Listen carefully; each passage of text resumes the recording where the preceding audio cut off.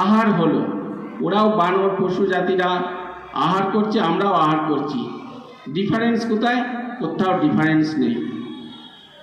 আহার নিদ্রা, ওরাও ঘুমোচ্ছে, কিন্তু আমাদের 5-6 ঘন্টা ঘুমোচ্ছি, আবার দুপুরবেলা ঘুমোচ্ছি, রাত্রিরে আরও 10টা 10:30 বেজে যাচ্ছে ঘুমোচ্ছি। ওরা কিন্তু প্রাতকালে ব্রহ্ম মুহূর্তে সকাল সকাল উঠে পড়ে, সেই জন্য শরীরের ব্যাধি অত হয় না।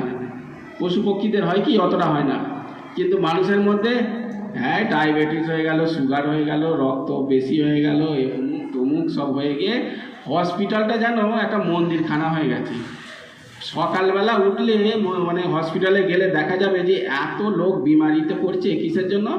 কারণ আমাদের সকালবেলা ওঠা, ঘুম থেকে তাড়াতাড়ি করে ঘুমোনো, সেই সব কিছুই কিন্তু আমরা ফলো করছি না, যাতে যেরকম মুনি ঋষিরা করেছে আর কি। মুনি ঋষিরা 10টা 10:30টার মধ্যে শুয়ে পড়তো, তারপর ব্রহ্ম মুহূর্তে উঠতো, খান পান সব কিছুই ভালো রকম থাকতো, কিন্তু আমরা সেটা ভুলে গেছি।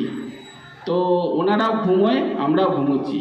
এবার ভয়টা কি? আমাদেরও মৃত্যুর ভয়, আর ওনাদেরও মৃত্যুর ভয়।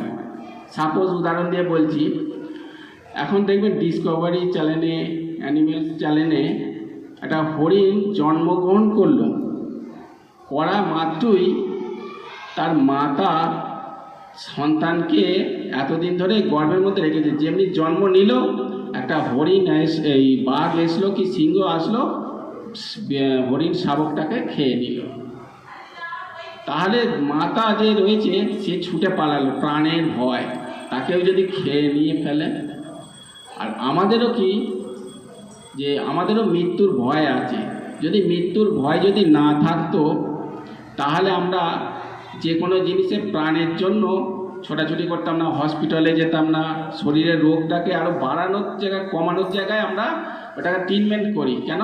আমাদের যদি মৃত্যু হয়, মৃত্যু থেকে বাঁচানোর জন্য আমরা অনেক কিছু প্রয়ত্ন করে থাকি।